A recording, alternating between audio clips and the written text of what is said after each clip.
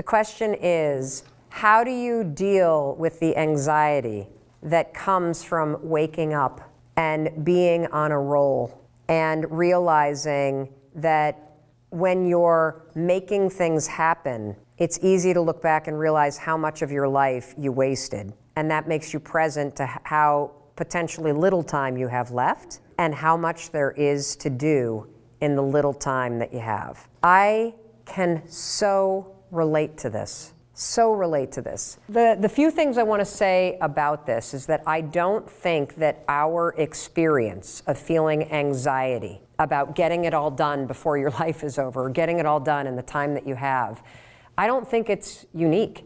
I think that that is something that starts to happen when you feel like your life is on a roll and you're not present to misery, but you're actually present to power and joy and all the cool possible things that you could do. Does the anxiety, or how do you make the anxiety go away? I don't think you can. I think that that is a very normal thing to feel when you're a big thinker and you become present to the fact that when you put in the work and when you focus, you really are capable of creating just about whatever you want in your life.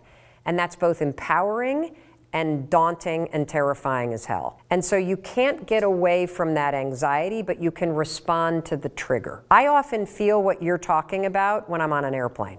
And maybe it's because I feel very vulnerable and out of control when I get on a plane and I click the buckle and I realize this puppy could go down. And then I think about, okay, I spent 49 years here.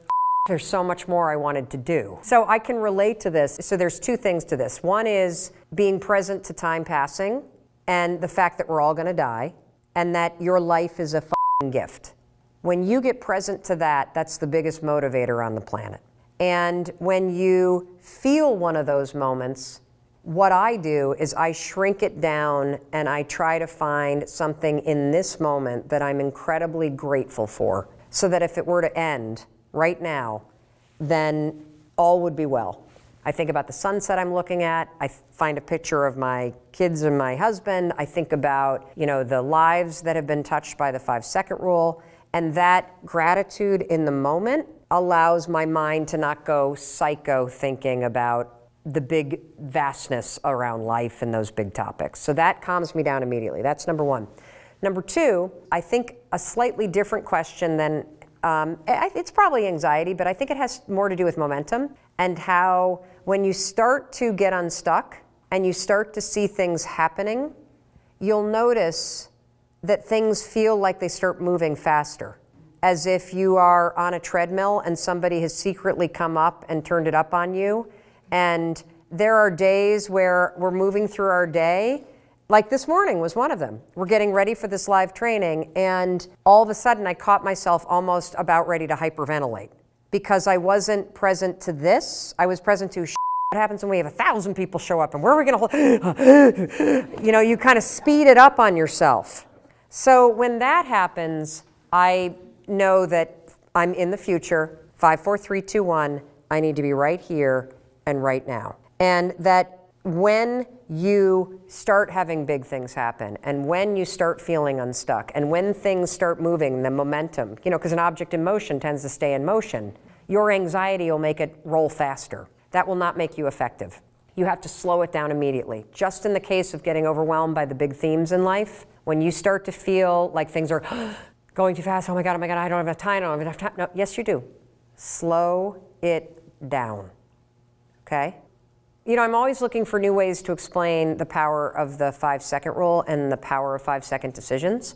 And I read something that Tim Ferriss said that really resonated with me. And he had this one line buried in a podcast somewhere that just jumped out, and it's stuck. And what he said is, he said something about how there's a gap between the world and the things that trigger you and your response.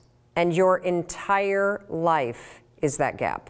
When you start to, this is not what he said, I kind of identified this gap, and I, of course, intrinsically was like, well, absolutely, that's the 5-second window between instinct or stimulus and your reaction. And when you start to understand that your whole life plays out in this 5-second gap, and that there's a gap that's 5 seconds long between fear and courage.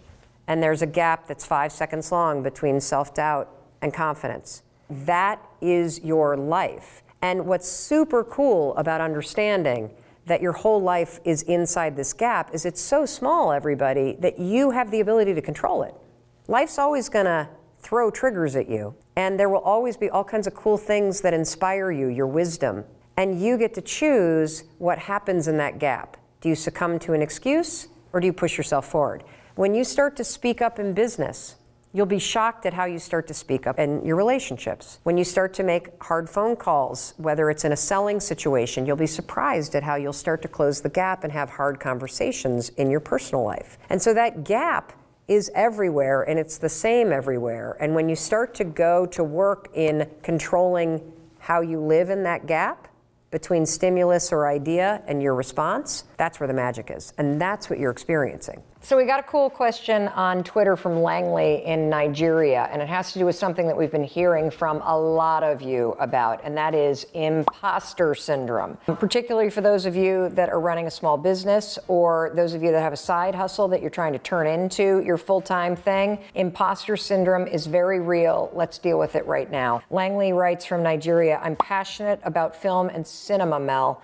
I tweet and I blog about it. People are inspired by what I write. But when I'm offered certain opportunities, I clench up and suddenly feel like an imposter who will mess up and be found. I'm 36, I'm single, in a paycheck to paycheck situation, and feel like I have wasted many years due to overthinking, self-doubt, and never feeling good enough or ready. How can I overcome this? Well, you can't. You can't overcome the feelings that are rising up, Langley, but you can take action despite them. That's a very important distinction that I want each and every one of you to understand. The things that you're feeling, clenching up, feeling like you're not good enough, feeling like you're not ready, doubting yourself, kind of spending too much time thinking about how much time you've wasted, all that's normal that we all do. You cannot overcome those thoughts because they keep rising up and they've become a habit and it's sort of a pattern. So I don't want you to focus on the thoughts. I want you to focus on taking action, even though you doubt yourself. You are going to feel like an imposter until you push through that clenched up moment over and over and over again. And then suddenly, through action, Langley, you're going to see that you're not an imposter at all. You're actually the kind of person that pushes through and does what he or she says they are going to do. See, imposter syndrome grows and sticks around when you listen to it and when you keep thinking and when you freeze. The moment you take action, even though you feel like an imposter, you actually explode the syndrome. You kill it. You break it apart because you're not acting like an imposter. You're proving to yourself through the action that you know what you're doing. Now look, the feelings are going to take a while to catch up. The first 16 jobs that you do where you feel nervous, those nerves are going to be there with you the entire time. Feeling nervous is normal. Letting it stop you is a choice. I say this stuff all the time because this is what you're struggling with. If you suffer from imposter syndrome, it's not an issue of whether or not you have the skill. The problem is that you have a pattern of thinking in a way that stops you the moment you start to doubt yourself. If you want to be successful in business, if you truly want that side hustle to turn into your full-time thing, you have to learn how to let the feelings of doubt rise up, but take action anyway. You've got to learn to embrace the fact that you're gonna feel like an imposter, but you, my friend, are the kind of person that moves forward anyway. You're passionate about film and cinema. Awesome. Keep tweeting, keep blogging. When people write to you, when they hire you and you get that clenched up feeling, that's a great sign. It means you're about to do something really cool. That's when you're going to just recognize the feeling, 5, 4, 3, 2, 1, take action like the rock star film and cinema guy that you are. I hope that that helps. But the only thing that's going to help you with imposter syndrome is for you to not listen to it and take action anyway. There was this one morning where I walked into the bathroom and I was standing in my underwear, brushing my teeth in front of the mirror. And I looked up at the mirror and my first thought was, ugh. I noticed that my jowls were starting to look like saddlebags on a pack horse at the Grand Canyon. And I had like these crazy lines by my eyes, and my neck was really like kind of saggy, and one boob was hanging lower than the other, and my gray hair was coming in. And as soon as I started kind of critiquing my thoughts or my looks and appearance, then my mind, Rich, started going, fuck, I didn't get that email back to that person, and I got that presentation I need to do, and my God, did that speech just cancel again? What the f am I going to do? And I look down and the dog needs to be walked, and then I think, I got a Zoom call in 9 minutes. Like, I got to get my shit. And before I knew it, my whole mood was low. I felt overwhelmed. I had taken myself down mentally. I just wanted somebody to walk in and be like, Mel, it's going to be okay. Like, you got this, girl. Like, it's lift your head up. You can handle this. I don't know what came over me, Rich. This is pathetic. But standing there in my underwear in front of my bathroom sink, I raised my hand and high-fived my reflection. And I cracked a smile because it's so fucking corny. I even thought of that guy, Stuart Smiley from the SNL skits. Remember that? I'm nice, I'm kind, people like me. Went on with my day. That was it. Snapped a photo, though. No, not that one. Oh, not that one. Not the first time. And then I kept doing it. I did it probably for a week or two. And here's the weird thing about it. I started when I woke up after doing this high-five your own reflection in the mirror thing. I actually started to feel like I was looking forward to it. And here's why. You know, I've spent a lifetime, just like you, standing in front of the mirror. And what I realize now is that when I'm standing in front of a mirror, I'm either critiquing or picking myself apart, or I'm ignoring myself. And when you start to high-five your own reflection, it starts to build a partnership within you, with yourself. When you walk into the bathroom and you see your reflection and you've been greeting it, it's like seeing another person. It's the strangest thing. You start to realize how often you fucking ignore or destroy yourself when you see yourself or beat yourself up. And here's what's also crazy. You have a lifetime positive association with high-fiving other people. Sure. As a runner, as a racer, you have gotten so many high fives, Rich. What does a high five say to you when somebody gives you one? You feel seen, you feel appreciated, you feel energized by it, and it's an exchange of energy. It's not the same, and you talk about this in the book, it's not the same as like self-talk because there's a participation involved in it. There's like a communion aspect to it. Yeah. And, you know, if you think about it, you're so good at celebrating, seeing, and cheering for other people in your life. You plan birthday parties, you reach out to people when you're worried about them, you help out colleagues, you cheer for your favorite sports teams, you high-five people like Rich as they're running races past you, you buy people's merchandise, you do all kinds of stuff for other people, but nobody's taught you how to do it for yourself. In fact, the reason why it feels fucking weird to high-five your own reflection is because you've been taught to do the opposite. Why is the default to just beat ourselves down like that? I mean, it is crazy. We would never treat anyone else in our lives, especially the people we care about, the way that we treat ourselves in terms of the self-talk or the narrative or the critique or the, you know, the kind of harshness with which we, you know, judge our appearances, our behavior, the way we, you know, think back on things that we said the other day and just are horrified by our own selves. And it's, I don't know if it's everybody. Everybody. Most people. Except for Buddhists. I mean, I think that they're like if you're a big practicing Buddhist, that's a monk. Right. That's like just why can't the default be the good things though? Well, why is it wired that way? You know why? There's cognitive bias. There's a bias towards negativity. And it's a protection mechanism that's a default from evolution, that if you remember the bad shit, you're more likely to spot it when it happens in the future. So you can avoid it. And here's where I think it begins. I believe my theory is that it begins two places. Either or that could be both actually, you either learned the pattern of beating yourself up because you had parents or caregivers that were hard on themselves or hard on you. And so as a child, you absorbed that pattern and you now repeat it and you don't even realize it. So those moments you're like, oh my God, I sound just like my dad or my mom.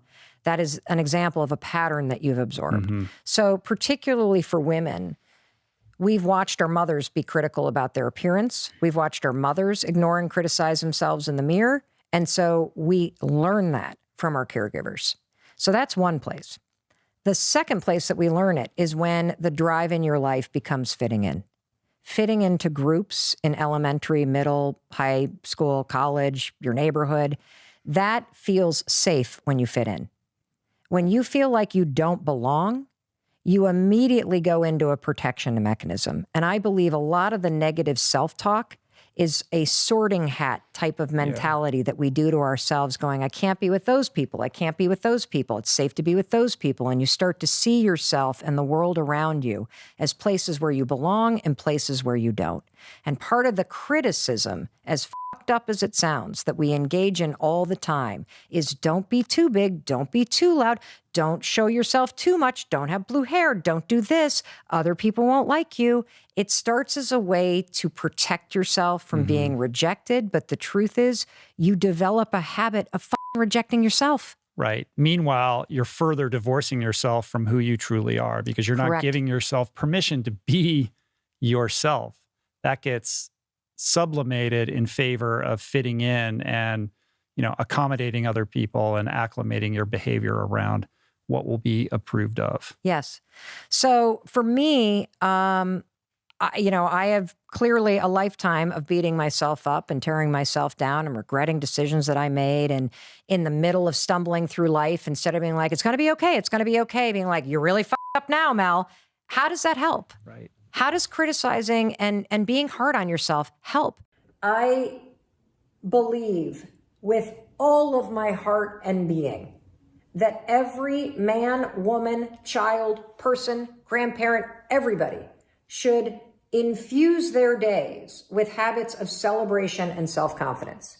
And the fastest and easiest and most science-backed way to quickly start to change how you see yourself is by adopting a simple habit of high-fiving your reflection in the mirror every single morning.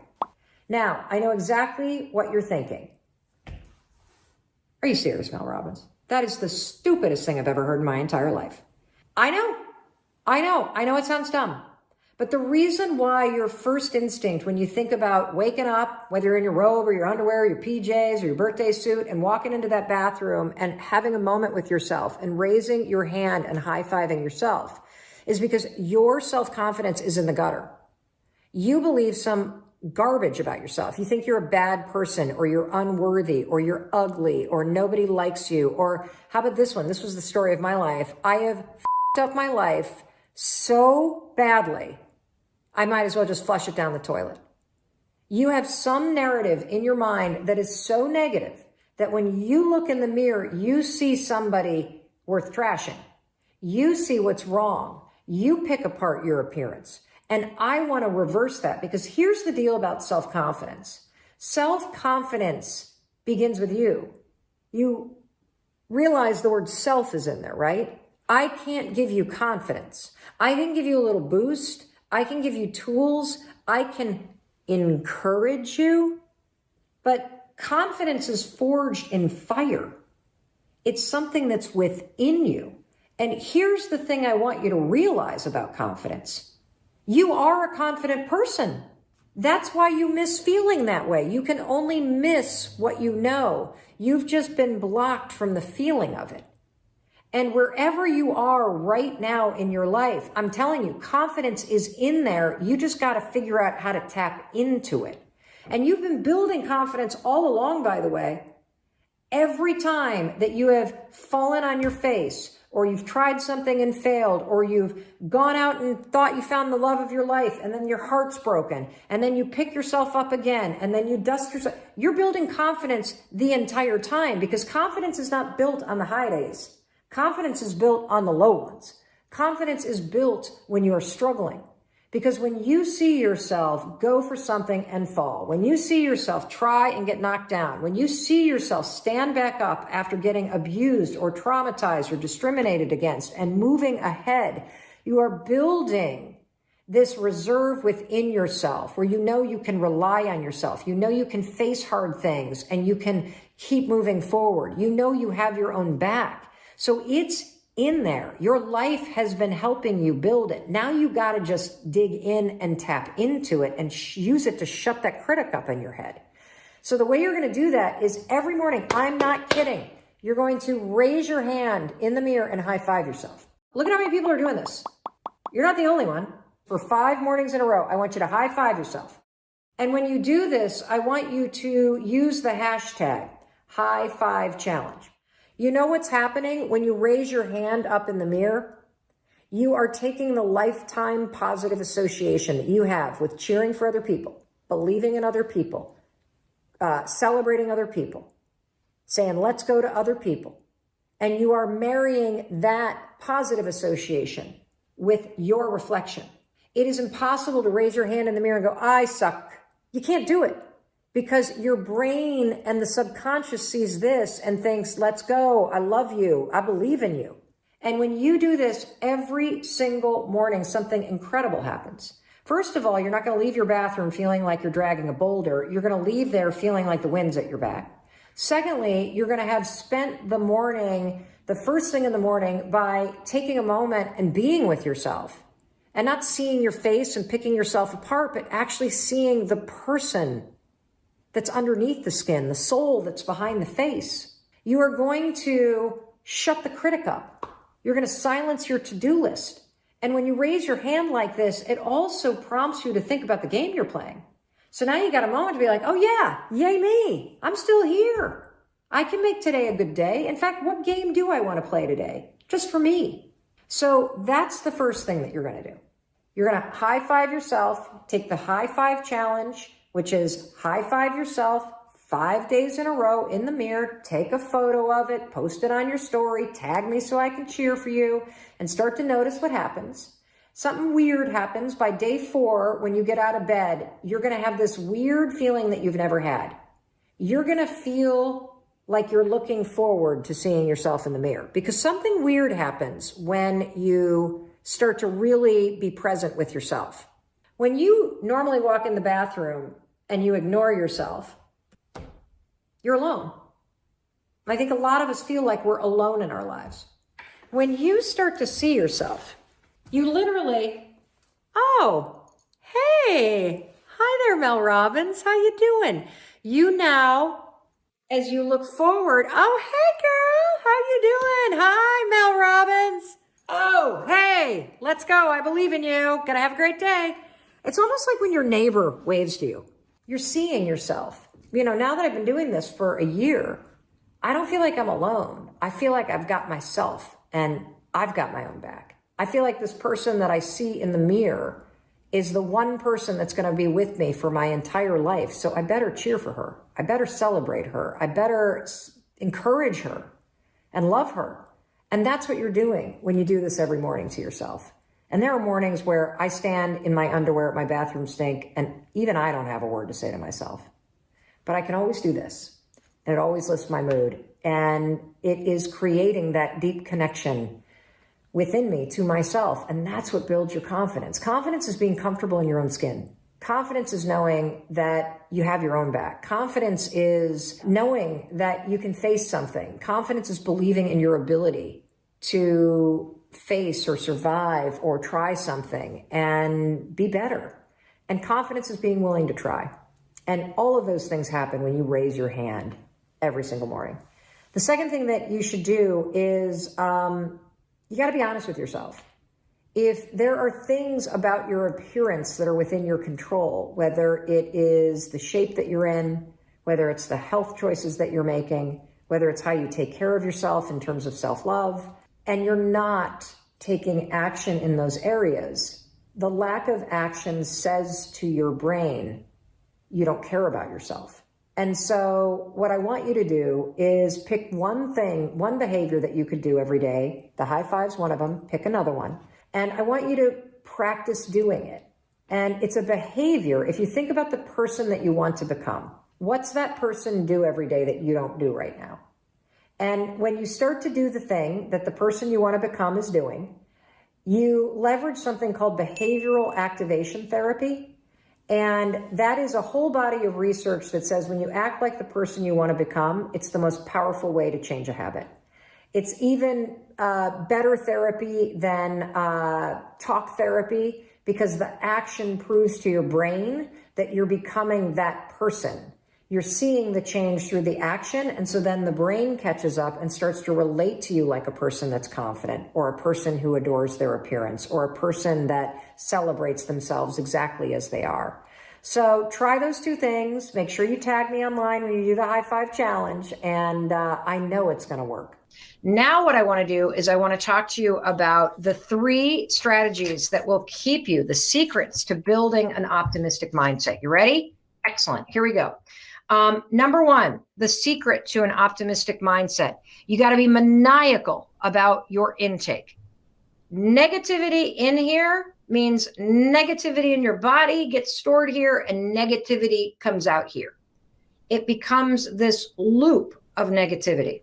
And so in order to build a positive mindset, I want you to be maniacal about positive input.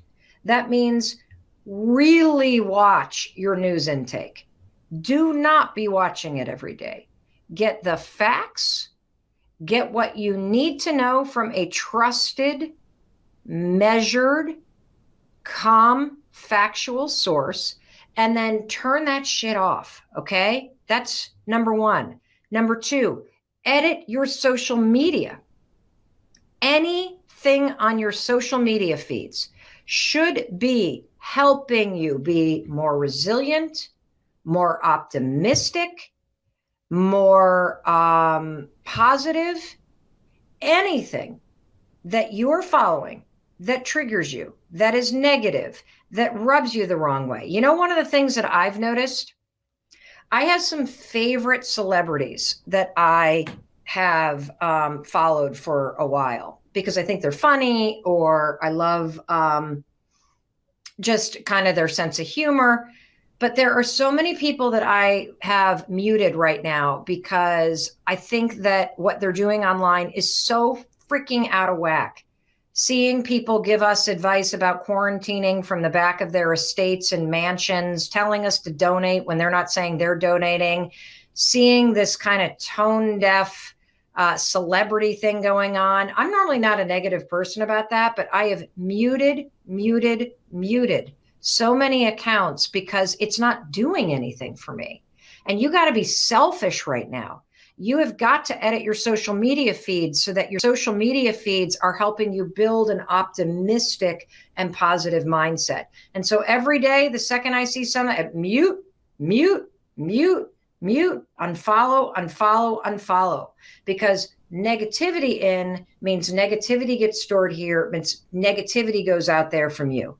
You want to put positivity, optimism, tools, strategies, things that keep you laughing, things that keep you giving you things that you can use right now. The second you start getting overloaded with Corona stuff, mute that stuff, edit your social media based on what you need. That's number 1, maniacal about your intake. The second secret to building an optimistic mindset is do tiny things every day that boost your mood, okay? So we're going to build your mood muscle. If you can, move your body, because negativity gets stored here. And moving your body, we know based on the research, simply moving your body for 10 or 20 minutes a day will release chemicals in your mind that help you boost your mood. The second thing that will boost your mood is I want you to make a tiny promise to yourself every day. Just one thing that makes you feel more positive. Is it getting up on time? Is it eating something healthy? Is it only having 1 glass of wine or reaching for a mocktail? I want you to put one tiny promise into place. Put it into the comments right now. What's one tiny promise that you can make to yourself that you're going to do every day? It might just be that you're going to wake up every day, take a deep breath, remind yourself that you're healthy, and that's going to be the tiny promise. I want you to do one tiny promise every day, because keeping a promise to yourself will boost your mood and make you feel more in control. Another way to build your mood muscle is have a zero tolerance policy for your own negative thoughts. Right now, as you edit social media and edit your news take and edit your negativity coming in from the outside world, do not tolerate negativity from the inside world. I woke up this morning, I looked in the mirror, I looked at the gray hairs that are coming in, particularly like right up here, and I started to go negative. I started to feel dreary, and I went, Mel, cut this shit out. You got to fight to stay positive, gal, because we are in this for another couple months. And do not succumb to despair. Do not start thinking negative stuff. When you have negativity internally, you got to have a zero tolerance policy for that shit. It's one thing to feel what you need to feel so that you can move through it. It's another thing to let negativity dwell up here and start ruminating. The 5-second rule is genius for this. Count fucking backwards. The second that negative, 5, 4, 3, 2, 1. Not listening to it. No, I am redirecting my thoughts. That's right. I am looking for the things I can control. I am keeping a positive attitude by focusing on things that I can control right now today. Got it? Good. The third thing that you need to do in order to build an optimistic mindset. You ready, everybody? Here we go. I want you to pick a small 10-week goal that you can control. Why am I saying 10 weeks? I'm going to tell you why 10 weeks. Because I think that we've got 10 weeks ahead of us of physical distancing. I think we've got 10 weeks ahead of us, if we do it right, of life in this weird state. And I want you to pick one thing, one project, that's it, for the next 10 weeks. That's your personal project. It's something you can control. You ready? Something you can control. We're talking about how to build the skill of an optimistic mindset. And part of an optimistic mindset is focusing on what you can control. And I don't want you to jump ahead and worry about what's coming in the future. I want you to stay in this moment with me. I want you to realize that if you took on one small project for the next 10 weeks that you could control, something you've wanted to learn, some skill that you would love to have, some deficiency in your resume or your experience that you could gain in the next 10 weeks, there is something called YouTube University. That's right. Professor YouTube has so many tutorials out there. It's amazing. Right now, my husband is taking a Buddhist meditation teacher training class. My daughter is taking 2 classes. She is learning how to be better at Excel because she thinks it will help her with her summer internship. And it's something she was nervous about during the interview process. And she's also taking a painting class. What is one thing that if you were to use the next 10 weeks and we emerge from this and step into the next chapter of our lives, and you have learned something or you have developed a skill that equips you to feel like you are better positioned to step into this next chapter, you will constantly wake up every day and say, today I get to take this class. Today I get to work on this thing. Today I get to spend an hour polishing my Chinese, working on personal development. I see you. I see Himmy Mom building a website. I see Sephora saying she's going to improve her English. I see Nabil saying I'm going to develop editing and online skills. I see LDG, creative, healthy cooking. I see Salio saying I'm going to find a class on YouTube University. What's a 10-week thing? Oh, I see Jack saying I'm going to take a French class. I'm going to learn how to crochet. I'm going to begin an online master's program. If you narrow your span of control to managing your mood, to being maniacal about the intake into your mind, and working on a 10-week goal, you will be building an optimistic mindset. because you will have weeded out negativity in from the outside world, which means negativity won't get stored here and it won't get expressed from you. You will have built your mood muscle by forcing yourself to move every day, by keeping a tiny promise to yourself, and by being absolutely zero tolerance for your own negative bullshit on the inside. 5, 4, 3, 2, 1, redirect your mind to something you can control. And having a 10-week personal project where you pick something and you use YouTube University and you use this moment of time where you don't have anywhere to go and you don't have social distractions. You got time to focus on yourself. These 3 things will help you build an optimistic mindset. Absolutely, positively guaranteed. Can I require this of my teenagers? Here's what I would say about teenagers. One of the hardest things for teenagers right now is their loss of independence. And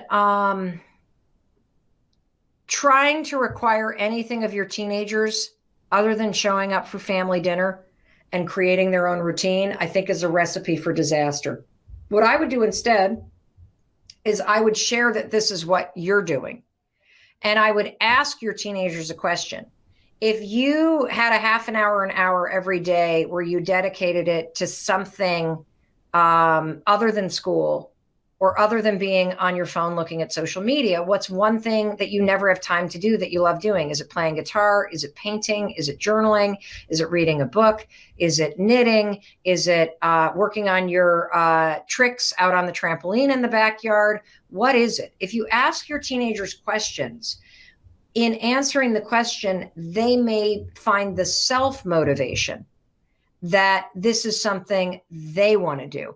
I love that I don't know how to say your name, Jal, is working on emotional dependency and breaking apart the patterns that had you become somebody that was codependent and emotionally dependent on other people. Dr. Caro, I love you very much too. I think that's it. Today, the whole broadcast was about optimism. The reason why you cannot allow yourself to get into this pessimistic mindset loop, because it keeps you feeling helpless, it keeps you feeling stuck, it keeps you overwhelmed, and it makes you just stay stuck here. And why you got to build the skill of optimism. Because when you are optimistic, it's not that you are slapping a positive spin on a shitty situation. You are cultivating a mindset where you believe in your bones, your soul, every part of your being, that no matter what you're facing, you can have a positive impact on how you experience what you're facing, because you can choose what you think about and you can choose how you respond. And when you start to develop an optimistic mindset, it creates more optimism. It helps you see solutions and opportunities. It makes you feel more in control. It gives you things that you can focus on. It begets the ability to feel empowered, which only creates more empowerment for you. And the 3 things that you can do to create an optimistic mindset is, number 1, here's the 3 secrets. Be maniacal about what you allow into your mind. Totally. We do not turn the news on in this house. We don't allow it, because you know the old saying, if it leads, it bleeds. There's nothing but negativity coming off of the news right now. So there are a few things that we check. I look at the CDC, I look at the World Health Organization, and I look at the state of Massachusetts website, and that's about it. And I look at what Bill Gates is writing. And once I have the facts, I just focus on what I can control. I focus on my safety. That's it. I've also, every day I edit social media. Your social media should be serving you.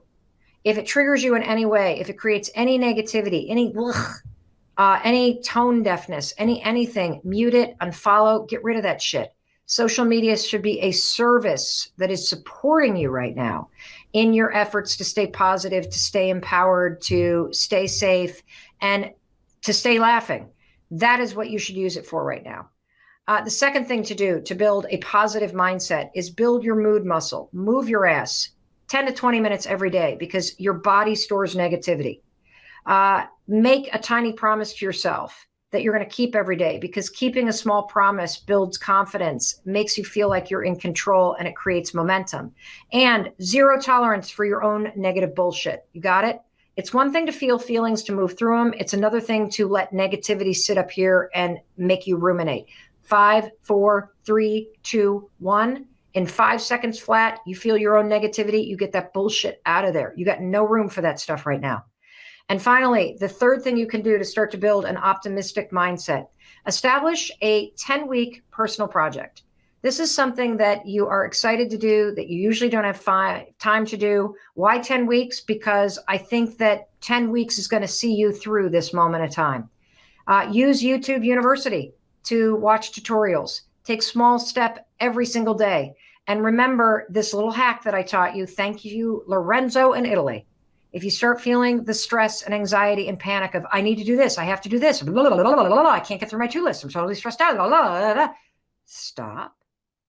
Take a deep breath. Use these 3 words.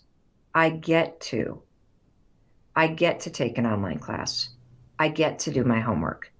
I get to do this to-do list. I get to be home with my family. I get to have this time alone. I get to work on myself. I get to fight to be positive. I get to take 20 minutes every day and stream an exercise class. It will flip your mindset into one of optimism, of control, and gratitude. Because let's face it, if you're healthy right now, and if you're able to watch a video online, you have reason to be grateful. And when you remind yourself of that, you will feel positive. Somebody just asked me why Bill Gates. I'm going to answer real quick, because he's one of the smartest human beings on the planet, who has made a commitment to donating almost his entire wealth to charities. And for the last decade, he and his wife have been at the forefront of global health research and initiatives and taking action. And if there is a man who is informed, who has been studying this, he gave a TED Talk in 2015 about pandemics, about world health, where he predicted this. He is talking about the fact that there are 3 things that we need to do right now. And one of them is we need to all be enforcing physical distancing for 10 weeks. We need to develop a way for everybody to test themselves so you know whether you've been exposed or not. And we need to collaborate globally on a vaccine. All 3 things based in fact and research, all 3 things that are measured and calm, all 3 things that make a hell of a lot of sense that I get behind. And so that's one of the reasons why. Research, credibility, a decade worth of experience, the smartest people on the planet, and a measured factual delivery. That is what I respond to, because I'll be damned if I allow fear, cynicism, hysteria, any of that crap that you see all over the news and the internet right now to enter my mind. There is no reason for it. You have the facts. 10 weeks, keep yourself safe, keep your mind optimistic, stay connected with me, stay connected with your family and friends, and we will get through this. 1,000%. We will get through this together. In this video, I'm going to show you the specific way that you can use the 5-second rule to stop doubting yourself and worrying so much. Now, a lot of people will tell you, oh, just think positive, or try not to worry. It sounds simple, but it's not easy. And the reason why it's not easy is because it doesn't work. And actually, research shows that when you try to ignore your worries, it can actually make them worse. Look, I understand this topic more than most people because I struggled for decades, not only with worrying and self-doubt, I actually suffered from anxiety and panic attacks for almost 25 years. And in fact, I took Zoloft for 2 decades to control my anxiety. Using the 5-second rule, I've not only been able to stop worrying and doubting myself, I've cured myself of anxiety, and I've been off meds for more than 4 years. I'm panic attack free, and I almost never, ever worrying about anything. And you can teach yourself to do the exact same thing using the rule. First, here's what I want you to know. You're not a worrier. A lot of us call ourselves a worrier, right? Oh, I'm a worrier. You're not a worrier. You have a habit of worrying. That's a very big difference. You've allowed your mind to drift and linger on negative thoughts so many times, it's now a pattern of behavior that you repeat, and you don't even realize it. And that's actually good news, because that means that you and I can use the science of habits to break the habit of worrying and the habit of doubting yourself. In the language of habit research, the 5-second rule is what psychologists call a starting ritual. It's a tool that you can use that will interrupt the negative thought patterns that are encoded in your brain as habits and trigger positive new thought and behavior patterns. The 5-second rule is shockingly effective because it works with all the latest research about habits. What I've learned using the 5-second rule is that I do in fact have control over what I think. And when you use the 5-second rule, you'll discover that you do too. Here's how you're going to use the rule. The moment that you feel your thoughts drift, and have you ever noticed how worrying and self-doubt, they have a way of literally like taking you away from a situation. You can feel your mind go from the present moment to drifting to something negative. Maybe you're sitting at a meeting at work and suddenly you start talking down at yourself and doubting yourself. It happens like that. But the moment that you catch yourself do it, that's a moment of tremendous power. You have a decision to make. You can either sit there and listen to the worry and listen to the self-doubt and let it hijack you, or you can make a decision to assert control. That's when you use the rule. You're going to use the countdown trick, 5, 4, 3, 2, 1. It's essential. Counting backwards interrupts the negative thought pattern. It's also going to awaken your prefrontal cortex, which is the part of the brain that you need to override a bad habit and replace your bad habit with a positive new one. So every time you feel your thoughts drift to something negative, or you find yourself worrying about things you can't control, 5, 4, 3, 2, 1, it'll switch the gears in your brain, it'll interrupt the negative thought pattern, it'll activate your prefrontal cortex, and you've just created a starting ritual that will prime your mind to accept a more positive thought.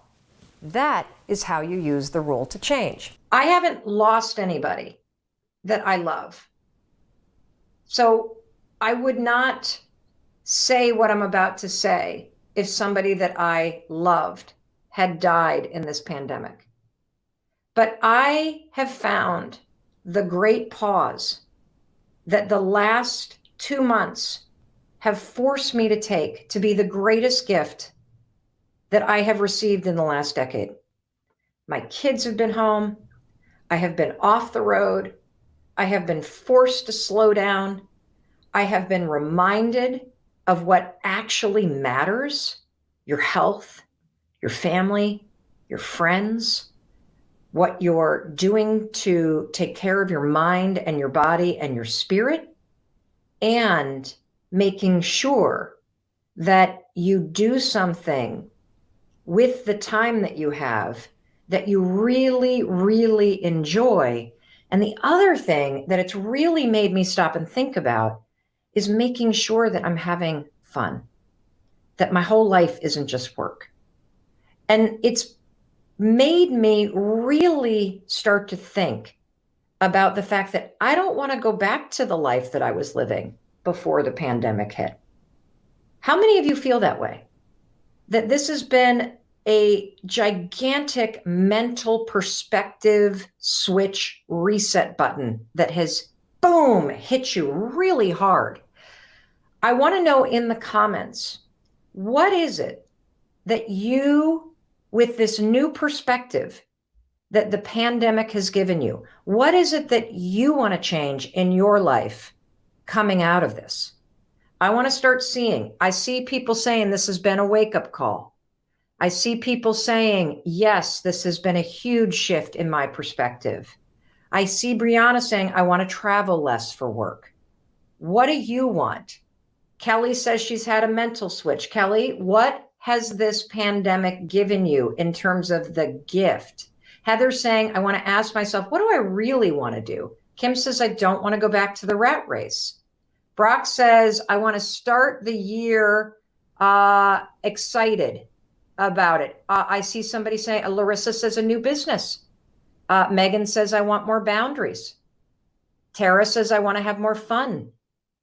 What is it that you want to change given the gift that this pandemic has given you in terms of shifting your perspective? Dinky says, value my friends and family. Jill says, take care of my mental health. Spend more time with family. What do you want to change, everybody? Seriously, what do you want to change about your life? Is it a relationship? Is it that you have had the time to take care of yourself in small ways and that's giving you greater control in your life? Do you want to change your job coming out of this? Do you want to launch a business coming out of this? Do you want to change your timeline for achieving your goals? Is there some project that you want to take on? Because what you're going to hear me say over and over again is that the single most important project you could ever work on is yourself. And the greatest gift that any challenge will ever give you is a perspective shift and the realization that you can face hard things, that you can survive hard things, and that in learning more deeply about yourself and about what you value through the challenges in life, you are going to be handed a moment where you can make a decision. You hear me say all the time, you're one decision away from a different life. Changing your life does not take motivation. Motivation is garbage. Changing your life takes discipline. The discipline to make a decision to change. You see, you need three things if you want to come out of this pandemic and truly change your life for the better. So many of you do not want to go back to the life that you were living. You see something greater for you. And what you're going to need in order to make that shift is you need clarity. You need the clarity to write the change down. And I want you to start right now. What in the comments? Let's get really clear. Terry wants to come out of this a healthier and better person. What is the clarity? Tell me the change that you want to make coming out of this. You got to have the clarity to write it down.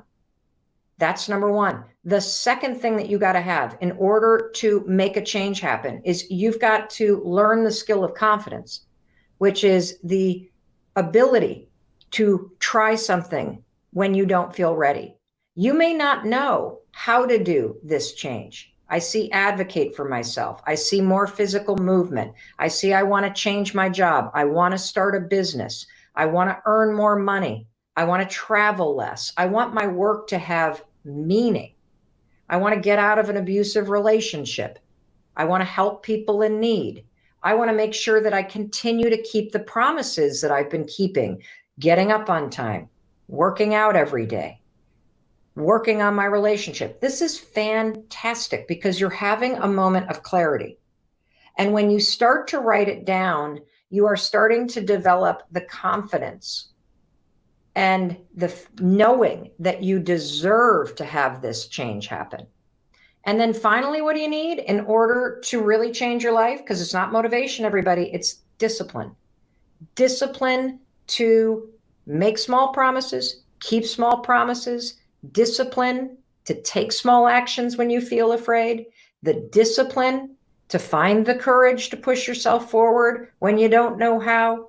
That's how you change your life. Just those three things: clarity, confidence, courage. That's all you need. And that's why you got me in your life, because I'm here to push you. I'm here to encourage you. And I love seeing what you want to change. That, oh, I see you need help building confidence. No problem. I got you covered. Because confidence isn't something that you feel. Confidence is a skill. Confidence is the willingness to try. Because it's through the act of trying, through the act of simply writing down what's the change that you want to make right there in the comments. Just writing it down and trying it out, trying out writing what that feels like, that's going to show you that you have the ability to start to express the things that you want. And that's the first step, to claim these things that you think about. So for those of you, more than 100 of you, who have written to me in the last week and who have said, I've had a huge perspective shift thanks to this pandemic. And there are some major changes I want to make in my life. I want to start a women's group. I want to end this relationship that I'm in. I want to stop bashing myself all the time. I want to launch that business I've been talking about. All of the things that you've put on hold. Now is the time to change. So many of you asked me, is it the right time to change your job after a pandemic like this? Absolutely. Because if you don't hear the clarity that's inside you, if you don't quiet the noise and tune in to hear, if your instincts, if your wisdom, if your knowing, if inside of you, you hear yourself saying, I got to get a new job. I got to get out of this relationship. I don't want to live where I live anymore. I want to be near the water. I want to be in the mountains. I want to be out of the city. You have to tune into that stuff. And then it's about confidence and courage to take action. Disappointment is something that I think every single human being on the planet is feeling right now. Are you feeling a level of sadness and anger and frustration and fear? That mix is disappointment. Disappointment is a very complicated emotion. And there is a lot that people are disappointed about right now.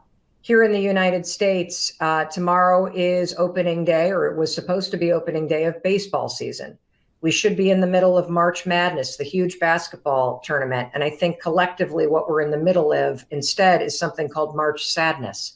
The Olympics just got pushed off. Weddings are getting pushed off. High school graduations are getting canceled. Bar mitzvahs are getting canceled. Summer trips are getting canceled. My brother I was on the phone with my brother the other night, and he told me that they have canceled their trip in July to go float the Grand Canyon.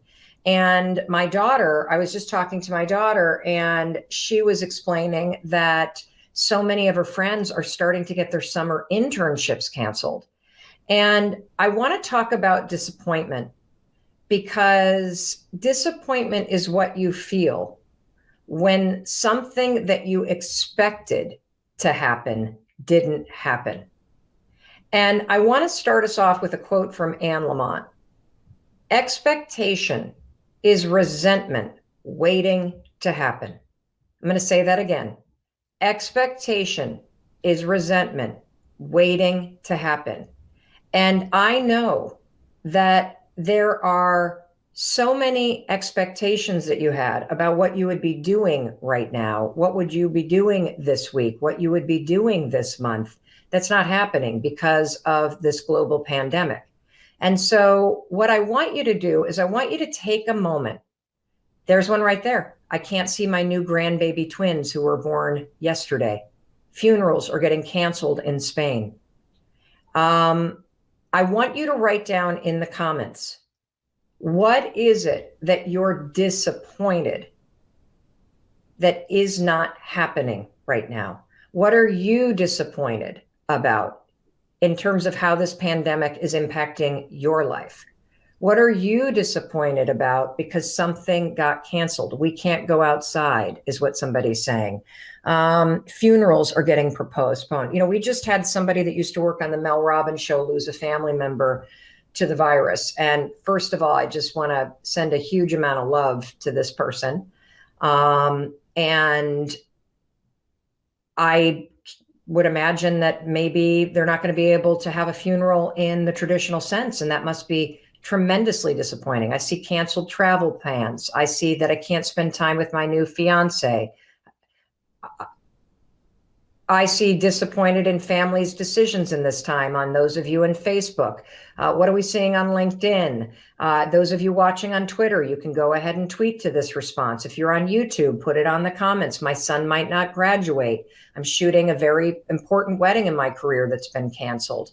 I can't leave the US due to immigration paperwork. We know based on our family connection that there's a family here near us who has a family member who cannot get back from Peru right now. She is away on a year study abroad. She is stuck with about 250 other US citizens in Peru trying to get home. And I want you to talk about this disappointment and what you're feeling, because the thing about disappointment, I'm going to say it again, is it's an expectation, right? That's not happening. And when you have expectations that aren't met, it's a resentment that's waiting to happen. And so I bet if you have family members that are acting out, I guarantee you it's because they have not processed disappointment right now. They have not even allowed themselves to go there. And there's so much triggering stuff right now. You know, whether it's spring sports. I mean, think about what an outlet spring sports are for people, whether it's something that you watch together as a family or it's something that you do as a family. Spring break, commencement's coming up, Easter services. You know, we are going through a moment that none of us have ever experienced before. So nobody knows what the hell they're doing, right? We're just doing the best that we can.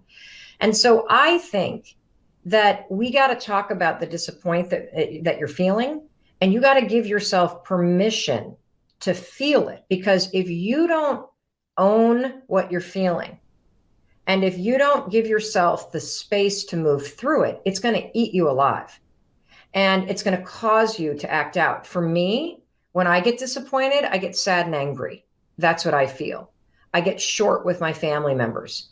And I do this thing, and I don't know if you've done this thing where, you know, if you're watching this live stream, I'm going to assume that you're safe. If you're watching this live stream and I see all this stuff you guys are disappointed by, I can't pay the rent. You know, I can't do what I want to do. I can't see my parents. I can't go outside. I see all these things that you're disappointed by. And I can't, Michelle on Facebook, I can't go to, what was it, Mandy?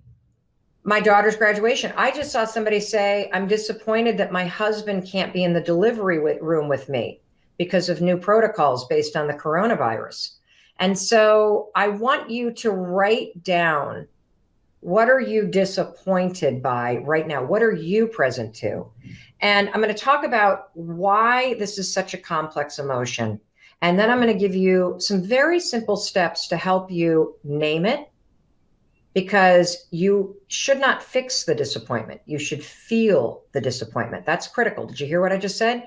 You should not try to fix this disappointment. You should feel it first, because feeling it and naming it and really letting yourself mourn something that you're disappointed that you're not going to be able to do, that's how we start to have it lessen its grip on you. And I want to share something really personal that happened to me this morning. I was in the kitchen. Wait, let me see if my daughter, Soy, would you come in here? Do you mind? She's been exercising. She's going to kill me. I'm going to see if she'll come in, because it happened with our oldest daughter today.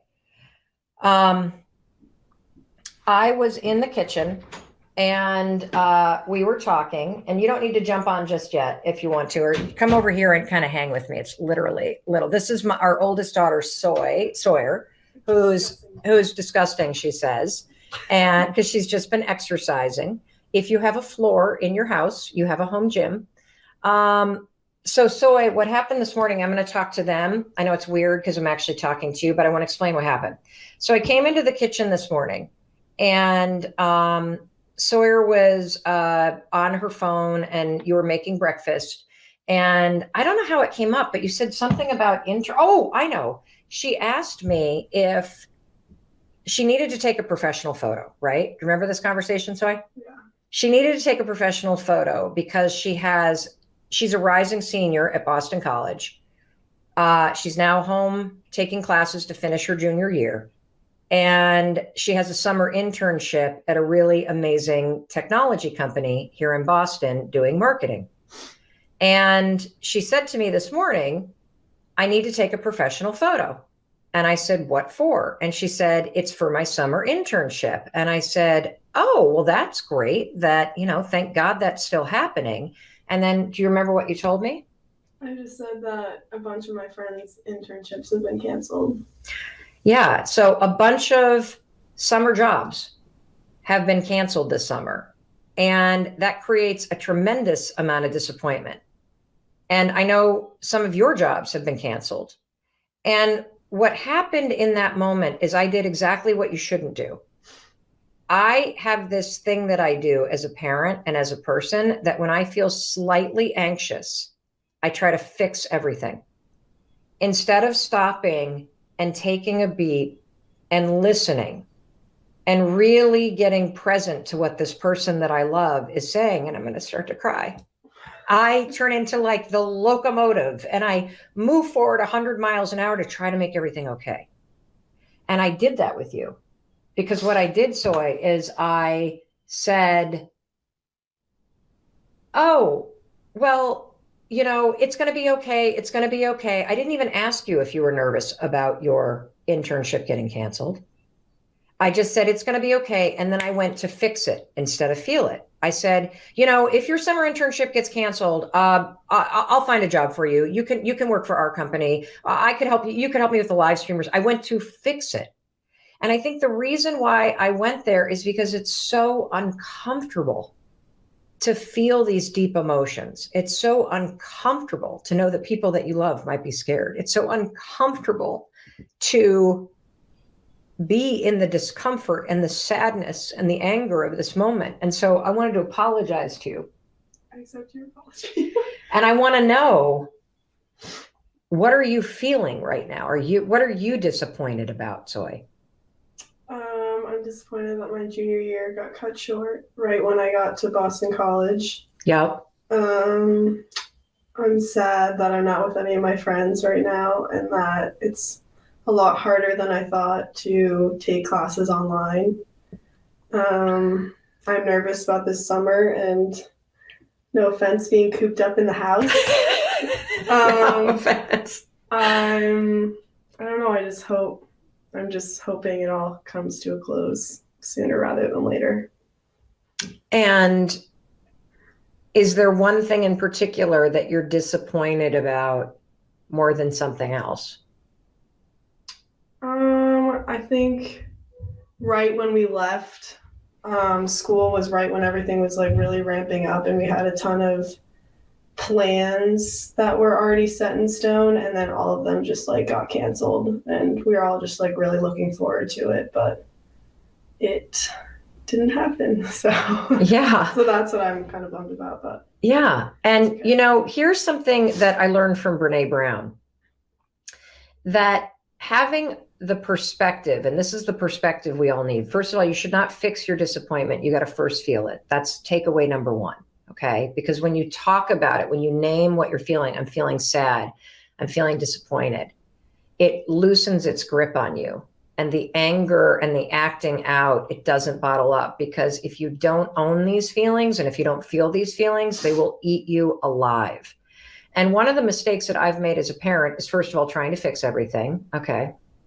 Major mistake. Second thing I've made a mistake as a parent during this time is I get so frustrated because I'm disappointed and I'm sad and I'm doing the best that I can, that I have that moment. Do you remember the movie Moonstruck, where she's like, snap out of it, where you want to just yell at somebody and go, come on, you got food, you're safe, you're going to be fine. At least you're going to college. And you try to slap perspective into somebody.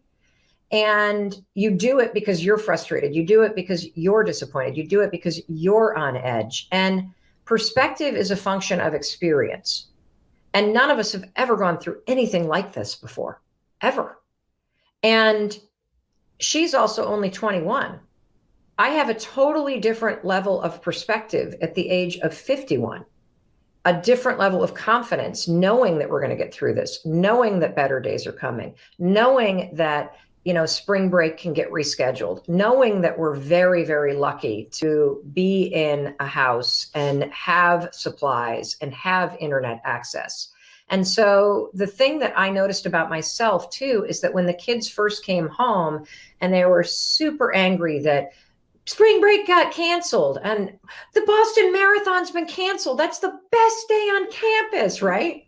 And I'm like, oh, for God's sakes, you spoiled, entitled kids. The truth is, her disappointment over the Boston Marathon getting canceled is real. And based on her perspective and life experience, it does feel like the end of the world.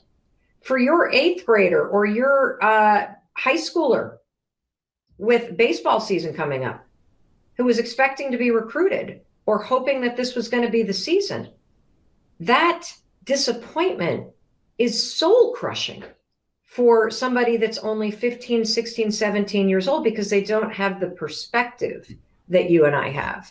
So it's so important that you understand that this is a collective moment of disappointment, that whatever disappointments you're feeling are real, and put your disappointments in the comments right now. I need you to feel it first. We don't fix it first. We feel the disappointment first. Is there anything else that you want to say you're disappointed about? I can tell you something I'm disappointed about. Sure. So as I look out the window right now, everybody, I see a planter, and it is full of ugly, dark, dirty dirt. It looks very depressing. And one of the things you may not know about me is that I am a gardener. I love gardening. My parents are huge gardeners. I learned my love of gardening and my green thumb from my parents. I also have grandparents that are farmers. So me, the earth, getting my hands dirty, playing with flowers, planting things, moving things around, that is like food for my soul. And right now is the time that I would be going to my favorite plant places, local businesses that aren't open right now. And I'd be buying my pansies, and I'd be buying my daffodils from my pots, and I would be planting my planters for spring. And doing that is not only food for the soul, but it also makes me feel so connected to my parents who are in Michigan. And I am really disappointed that I can't do that right now. And I am very disappointed that this week I was supposed to be in the panhandle of Florida, in the Destin area with my parents, just chilling out, and I'm not there. And so I am feeling this disappointment, and I want you to right now write in the comments, because we're not going to fix it first. We got to feel it first. Okay, everybody, you're going to write in the comments, what are you disappointed to in this moment? It could be really little. Anything else you want to say, Soy, about disappointment? I'm good. You're good? Yeah. Do you feel better? Yeah. Feel better. You're the best. You're the best too. Love you. I love you too. So the other thing I want you to do is, now that you're naming this disappointment, not having a hug for weeks, not seeing my boyfriend, starting to feel depressed, my husband, I'm disappointed that my surgery was canceled. Yes, I miss 30A as well. I really do. That graduation was canceled. A lot of things getting canceled. I see that. And here's what I want you to understand. Disappointment is a really complicated emotion, because it's a combination of a bunch of things. It's a combination of hurt, of anger, of sadness. And here's the big one. You ready? Loss. Loss. You are literally grieving something that you expected to happen. And so I love this. I see everything that you're putting in here. My trip to California to see my best friend, not being able to get my surgery. My business is suffering. I didn't see parents on my birthday. We see on LinkedIn. We see no Zumba. And, don't laugh. Because here's the other thing that I was making in terms of mistake, is I was dismissing my disappointment. I was making myself wrong for being sad that I can't do this thing outside and plant my planters. Do not invalidate yourself. Allow yourself to feel it. Allow yourself to feel it, because it's a complicated emotion. And so as you're naming it and stating it, you need to honor it, okay? So here's something that I find to be really helpful. It's very hard to see. If you ever watched the Mel Robbins show, you can go to melrobbins.com/stay connected, and you will be able to find a link to what we call a word wheel. And I use this all the time to help me find words that are helpful. Right here in the center are the words that we typically speak in. I'm sad, I'm happy, I'm angry, I'm afraid, I'm surprised. And then when you come out, I'm happy. You go and you get into these deeper, more complicated words. And on the outer edge are words like, I'm disappointed. I am inadequate. I'm inferior. I'm insignificant. I'm helpless. I feel out of control. I feel perplexed. And finding the exact emotion that you're feeling is super, super, super helpful. Because when you identify that thing that you're feeling and you allow yourself to feel it, which is the hardest thing in the world to do. I mean, I just gave you an example live of how hard it is to stand in discomfort. And that's what disappointment is. It's uncomfortable. It's one of the hardest feelings to stay in because it's a mix of all these other things. I go to fixing it like you just saw with my daughter, because it's uncomfortable to stand with somebody that you love who is feeling sad or feeling disappointed or feeling frightened. And so finding your words, using this word wheel can really help you process it faster. So once you've named it and you felt it and you stood in the discomfort, now let's give you a couple simple things to move through it, okay? Here we go. The number one thing that helps you with disappointment, once you name it, once you feel it, once you honor it, is reminding yourself that better days are coming. And here's how you can do that. I have found it extraordinarily helpful to pick a day out in the future. And for me, it's the end of August. I don't care what the experts say right now. I'm just picking the end of August. And I'm picking a day where I am anchoring myself out in the future, saying better days are coming.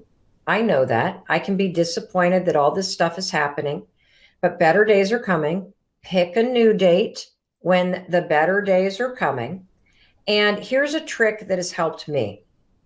I want you to think about something that you would love to do once the pandemic is over, once we have gotten through this together, once we can all go outside, once our doctors and nurses are safe and sound, and all of this chaos has left us behind, where do you want to go? What is the thing you most look forward to doing? I'm going to share mine, then I want you to share yours, okay? So the thing I am most looking forward to doing is I am most looking forward to going back home where I grew up to Western Michigan and going out to the state park at Lake Michigan and walking across those sand dunes and walking across the sand and going out into Lake Michigan and taking a swim. When I can do that, I am now this is behind me. The disappointment is behind me. And I know that I am in better days. And once you get that visual picture, so let's first describe for me what you're going to do. One of my friends, she had a huge trip planned to Disney World. That, of course, got canceled.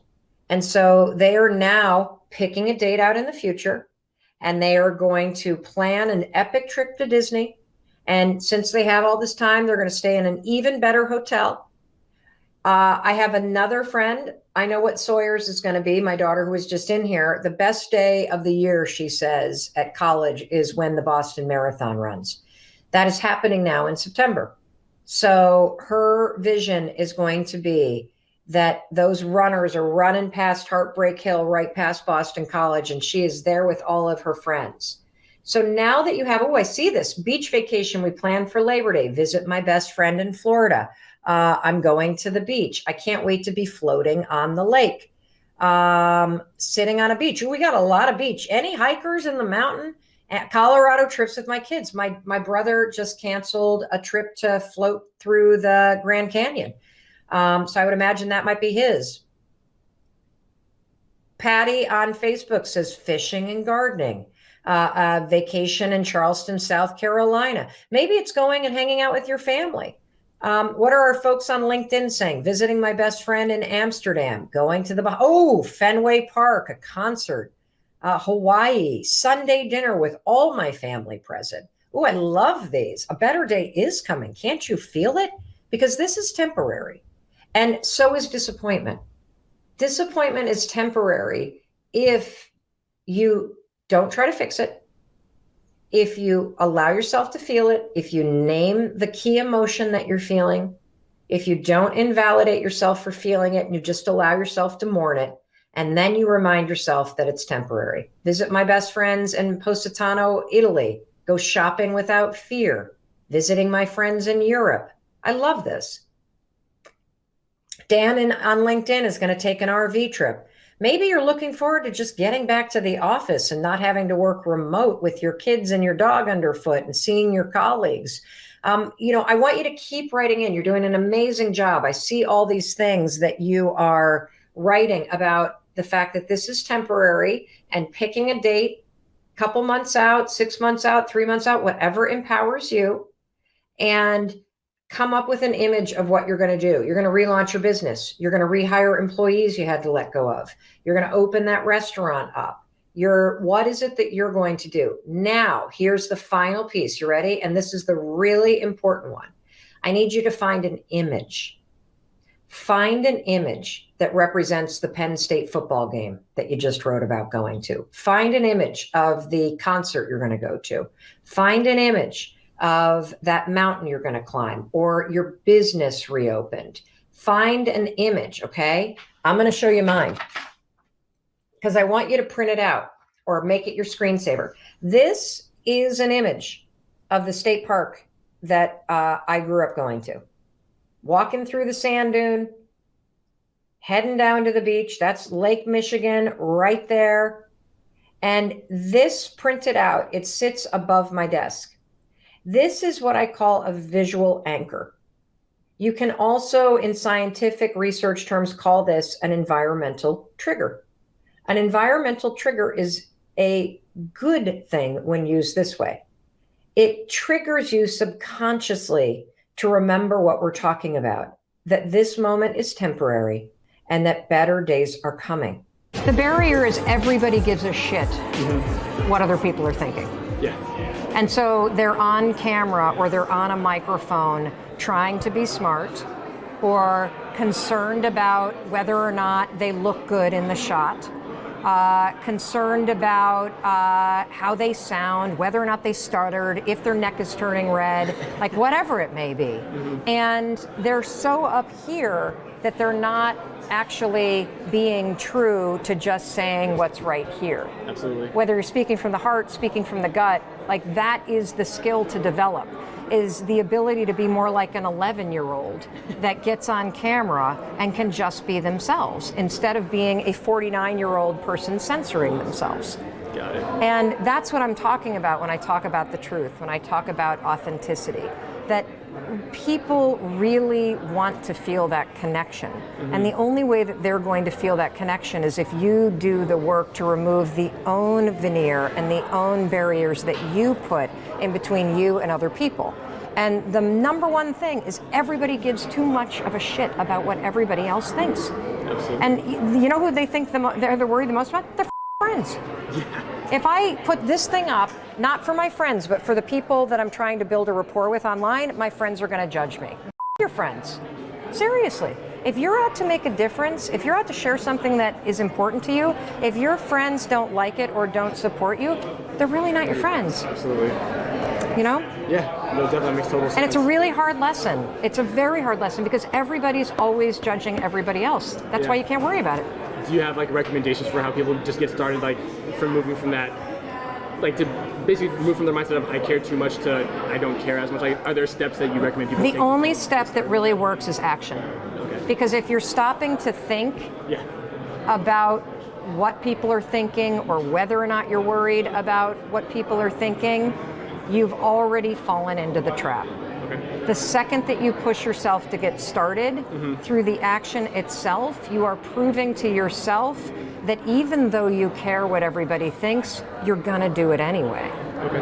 And so that's why I talk about the 5-second rule. The 5-second rule is how you interrupt the excuses, the patterns, the concerns, and the fears that you have, whether it's perfectionism, whether it's disappointing your parents, whether it's being judged by your friends, whether it's looking stupid when you post something, whether it's screwing up and saying something that a bunch of trolls come after you for, right? All those things that everybody's concerned about, that can stop you forever. Absolutely. If you go 5, 4, 3, 2, 1, you break the part of the brain where all of those trappings are, and you awaken your prefrontal cortex, which is the part of the brain that you're using when you're creating content, when you're speaking with courage, when you're learning something new.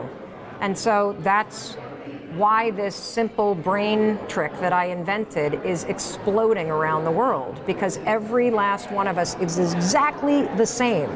Exactly the same. You and I, we want the same thing. We want to actually live a life where we get to express ourselves at the highest level.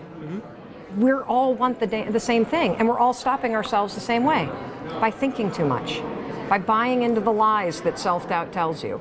And so I'm here to tell you, you can cut that off at the knees. 5, 4, 3, 2, 1, you can make a 5-second decision. The second you feel that doubt, the second you feel that concern, the second you feel that fear, and you can literally feel it and actually move anyway. I tend to have this knack for finding myself in breakdowns in my life.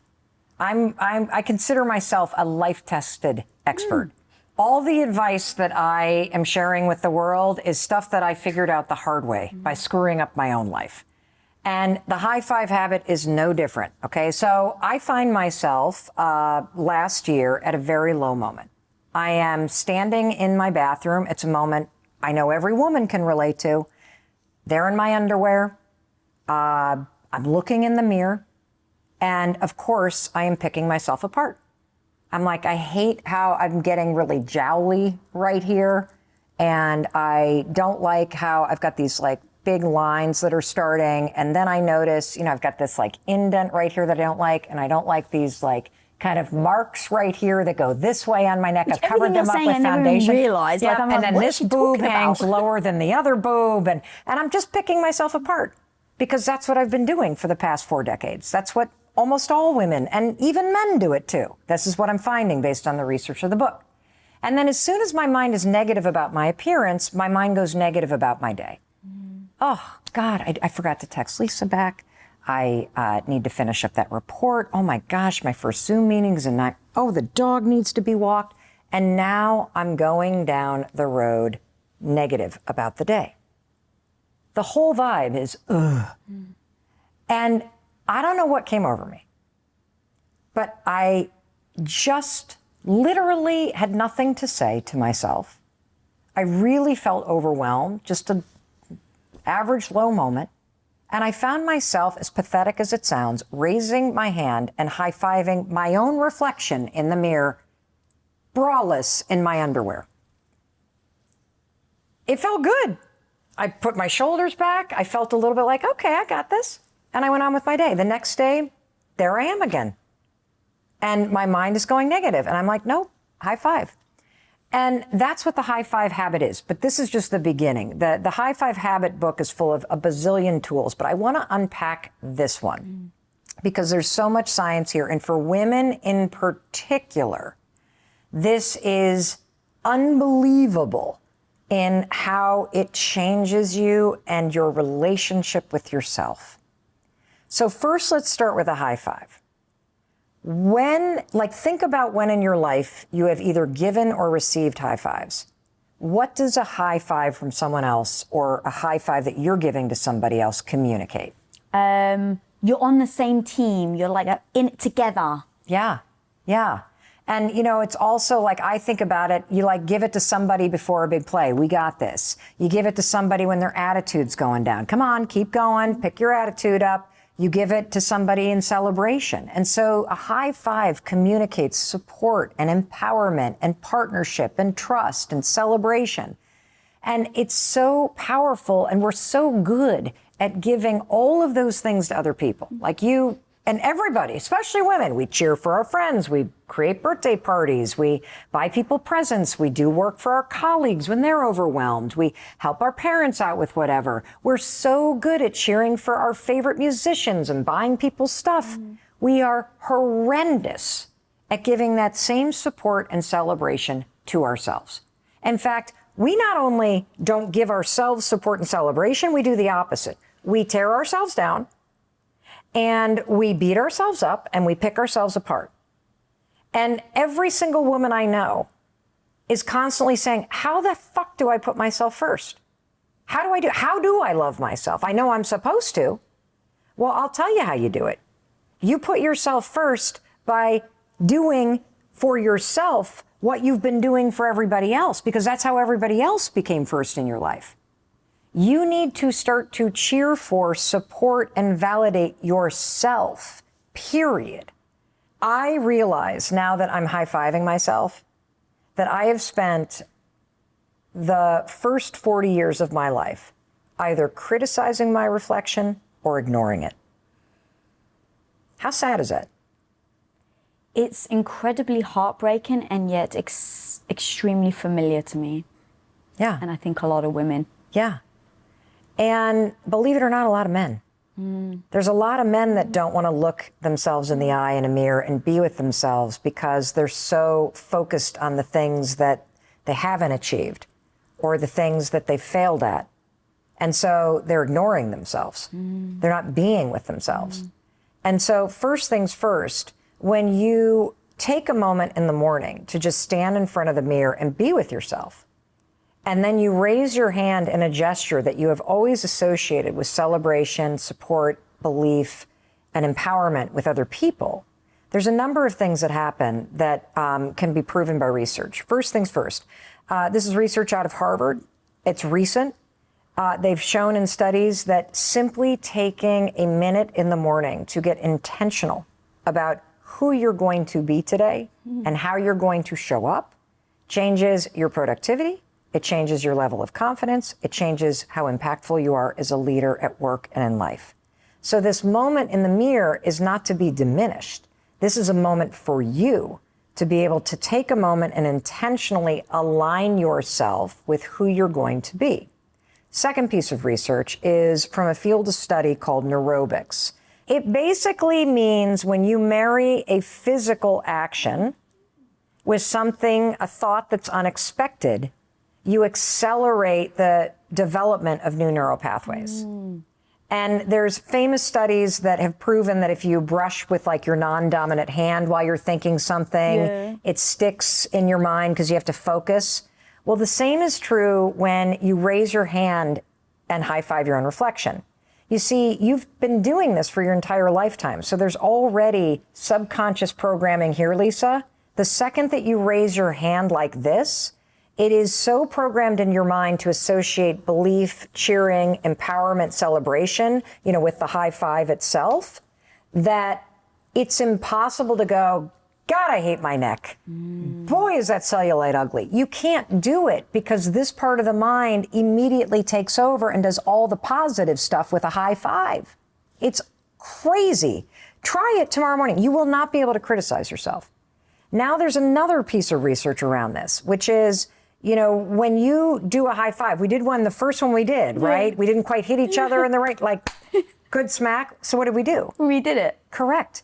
Because a good high five requires you to be present and intentional. Isn't that cool? Yeah. All of that in a on little me. high five. And so what I started to notice was that I was in real time shifting my relationship to myself. Instead of criticizing the woman I saw in the mirror or ignoring her, I was developing a partnership, a trust, a sense of self-validation, I have my own back. I see you, Mel Robbins. We're going to have a great day today. We got this. No matter what it is that life is going to throw at us, you got this. That's how it all started.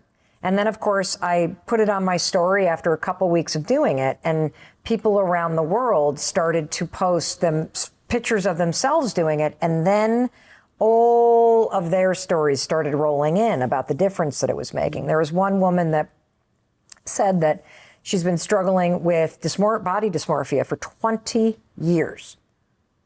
Cannot look in the mirror. And after 5 days of doing this, can stare at herself in the eyes with a grin. 5 days. 5 days. And the reason why is because of the lifetime association that you have with doing this for other people. I'm not only going to prove to you that a human being can change, I'm going to give you a couple simple things that you can do if you really have something that you want to change, whether it's changing your personality, changing your mindset, changing how you show up in the world, changing how you treat yourself, changing your mental health. I profoundly believe that any human being can change. That's what I profoundly believe. I'm here with Christopher Robbins, my husband of 25 years. Chris, do you believe that a human being can change? Yeah, I do. I think that... That's new for you. What I'm going to do is just look straight ahead. It is a... I don't want you to look at the camera, just look straight ahead. Hi, everybody. I don't know that I necessarily have always not believed you can change, but I'm not sure I've invested as much time and energy of late thinking about the level to which one can change. And of course, that's what's prompted this conversation, is just my brother and I talking about what our childhood was like, what we grew up with, what our dad was like. And which was what? He wasn't, he had a good sense of humor, but he wasn't real, like, vivacious and he was not very loving.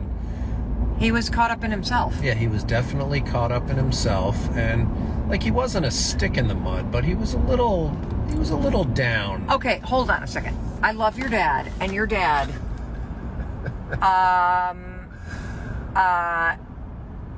had OCD. Definitely. He was way more concerned about the house being in order than hanging out with you guys. And he was way more concerned about what he was working on and his friends than he was about you. Yeah, true. And you have used the words emotionally neglected. Yes. That your emotional needs were not met by your dad. And in your father's defense, in everybody's parents' defense, most of our parents did not have their own emotional needs met by your grandparents, so they have no idea what they're doing.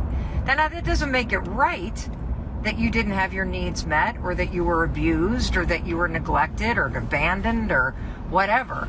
But adults and human beings just repeat patterns of behavior that are modeled for them.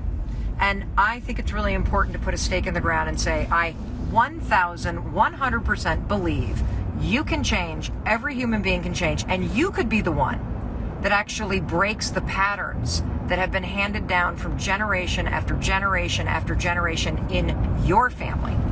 So you have an opportunity to not only reclaim or claim your life as your own, and claim your personality as your own, and claim your future as your own, you also have the opportunity to break generational patterns of trauma and behavior and parenting styles and all of that stuff, addiction, based on conscious and deliberate choices, decision making, and most importantly, personal development, right? How important do you think it is, like, to what depth do you need to go to understand the patterns of behaviors that you were exposed to or modeled to, in order to, like, first and foremost, how important is that before you then elect to make the changes that you... I don't understand your question. Meaning, like, how much do you study your own mother or father, for I don't think you example? need to study them You at don't? all. At all. No. So do you guys realize that you're always changing? That every cell in your body is brand new over the course of 7 years?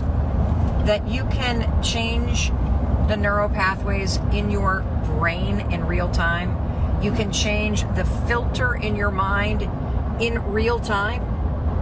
You can, through practice, you can practice new behaviors and new responses to triggers. And this is so revolutionary. It's incredible. What if your environment is toxic? That's an excellent question.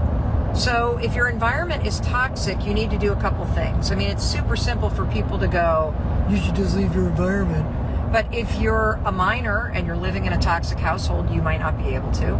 If you need money and you're in a toxic work environment and you can't just quit because you won't be able to pay your bills. Half the time you don't even necessarily. Okay, well, I write about this in my new book. Well, hold on a second. Hold on a second. Hold on. Yes, you do know you're in a toxic. You want to know how you know? Oh, look at this car, guys. Hi. Look at him. Isn't that kind of cool? You want to know how you're in a toxic environment or relationship? It's very simple. Would you high five the person or boss that you work for? Authentically, would you high five them? Not high five them in the hopes that they like you, but would you high five the relationship or the job that you're in because you love it and you believe in it and you want to celebrate it? If the answer is no, you've basically got a couple choices. You can either change how you show up and hope it changes the dynamic, or you can make requests about what's not working and hope the person is motivated to change, or you can get the out. Like, that's it. Those are your three choices right there. There's no other choices. Hey, it's Mel. Thank you so much for being here. If you enjoyed that video, by God, please subscribe because I don't want you to miss a thing. Thank you so much for being here. We've got so much amazing stuff coming. Thank you so much for sending this stuff to your friends and your family. I love you. We create these videos for you. So make sure you subscribe. Mwah.